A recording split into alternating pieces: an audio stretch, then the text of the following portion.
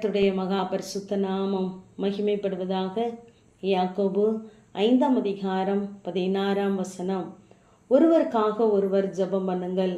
நீதிமான் செய்யும் ஊக்கமான வேண்டுதல் மிகவும் பலனுள்ளதாக இருக்கிறது என்று அப்போஸ்தலனாகிய யாக்கோபு நாம் கூடி வரும் பொழுது ஒருவருக்காக ஒருவர் ஜெபிக்க வேண்டும் என்று எழுதுகிறார். நாம் அநேக நேரங்களிலே ஜெபிக்கிறோம் தனியாக, அது மிகவும் அவசியமானது தான். ஆனால் நாம் கூடி வரும் பொழுது நம்மை சுற்றி இருக்கிறவர்களுக்காக, நம்மை சார்ந்து இருக்கிறவர்களுக்காக நாம் ஜெபிப்பது அவசியமாகவே இருக்கிறது. இதே அதிகாரம் 13ஆம் வசனத்திலே, உங்களில் ஒருவன் துன்பப்பட்டால் ஜெபம் பண்ண கடவன் என்று வாசிக்கிறோம்.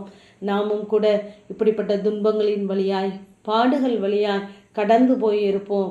அதை நாம் மனதில் வைத்து அவர்களுடைய பாரத்தை ஏற்றுக்கொண்டு தெய்வ சமூகத்திலே நின்று நாம் ஜெபிக்கிறவர்களாய் இருக்க வேண்டும். அநேக நேரங்களிலே நாமும் கூட ஒரு இக்கட்டான சோதனையான துன்பமான பாதையின் வழியாய் போய்கொண்டு இருக்கலாம். அதே போல துன்பங்களின் வழியாய், பாடுகளின் வழியாய் போய்கொண்டு இருக்கிற அநேகரை தேவன் நம்மோடு இணைப்பார். அவர்களுக்காக நாம் ஜெபிக்கும் பொழுது நிச்சயமாகவே நம்முடைய காரியங்களிலே தேவன் ஒரு ஜெயத்தை தருவார். யோபு தன் சிநேகிதருக்காக வேண்டுதல் செய்தபோது கர்த்தர் அவனுடைய சிறையிருப்பை திருப்பினார் என்று நாம் அறிந்திருக்கிறோம்.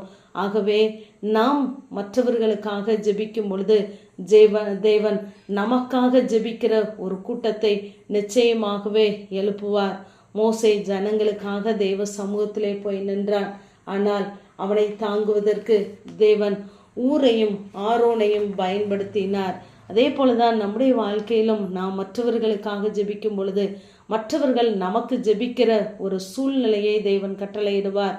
பவுல் தமஸ்குவிற்கு போகும் பொழுது அங்கு தேவனை நோக்கி பார்க்கும் பொழுது தேவன் அங்கு அனனியாவை அனுப்புகிறார். நீ எழுந்து பவுலை தேடு, அவன் இப்பொழுது ஜெபித்து கொண்டு இருக்கிறான் என்று அனுப்புகிறார். ஆகவே நம்முடைய இக்கட்டான சூழ்நிலைகளிலே இப்படிப்பட்ட நபர்களை தேவன் நமக்காக அனுப்பி தருவார். இங்கு மத்தேயு 15ஆம் அதிகாரத்திலே கானானிய ஸ்திரீயை குறித்து நாம் பார்க்கிறோம். அவள் ஆண்டவரிடத்திலே வந்து, தாவீதின் குமாரனே எனக்கு இரங்கும், என் மகள் பிசாசினால் கொடிய வேதனைப்படுகிறாள் என்று சொல்லி அங்கு கூப்பிட்டு கொண்டே செல்லுகிறாள். ஆனால் அவளுக்கு பிரதியுத்தரமாக இயேசு ஒரு வார்த்தை கூட சொல்லவில்லை. இதை கவனித்து கொண்டிருந்த சீஷர்கள் அங்கு சொல்லுகிறார்கள் இயேசுவை பார்த்து, இவள் நம்மை பின்தொடர்ந்து கூப்பிடுகிறாளே, இவளை அனுப்பிவிடும் என்று அவரை வேண்டிக் கொண்டார்கள் என்று வாசிக்கிறோம். நாம் தேவனை நோக்கி கூப்பிடும் பொழுது நமக்காக பரிந்து பேசுகிற இப்படிப்பட்ட அநேகரை தேவன் நம் மத்தியிலே எழுப்புவார். ஆகவே நாம் சோர்ந்து போகாதபடி நாம் ஜெபிக்கிறவர்களாய் இருக்க வேண்டும். தானியேல் தனக்காகவும் தன்னுடைய ஜனத்திற்காகவும் தேவ சமூகத்திலே நிற்கும் பொழுதுதான் அவனுக்கு நேராக ஒரு தூதன் வந்து தொட்டு, உன் ஜெபம் கேட்கப்பட்டது, கட்டளை பிறப்பிக்கப்பட்டது என்று சொல்லுகிறான். இப்படியாகத்தான் நம்முடைய வாழ்க்கையிலும் நாம் மற்றவர்களுக்காக ஜெபித்து கொண்டே இருக்கும் பொழுது நமக்கான கட்டளை பரத்திலிருந்து வெளிப்பட்டு கொண்டே இருக்கும். ஆகவே நாம் ஒருவர் பாரத்தை ஒருவர் சுமந்து ஒருவருடைய காரியங்களை மற்றவர்களிடத்திலே சொல்லாதபடி தேவ சமூகத்திலே வைத்து ஜெபிக்கிறவர்களாய் இருப்போமானால் நிச்சயமாகவே அந்த ஜெபத்தை தேவன் கனப்படுத்துகிறவராய் இருக்கிறார்.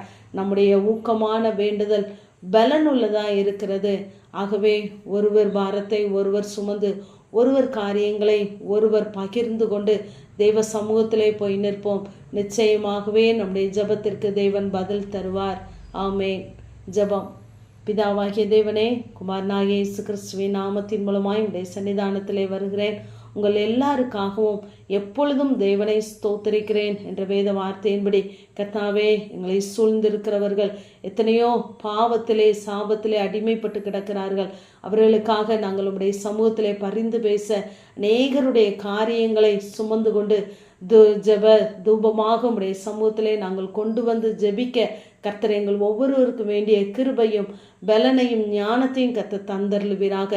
எல்லாவற்றையும் நாங்கள் உடைய கரங்களிலே தகனிக்கிறோம். ஆண்டவரே, நீங்க பொறுப்படுத்திக் கொள்ளுங்க.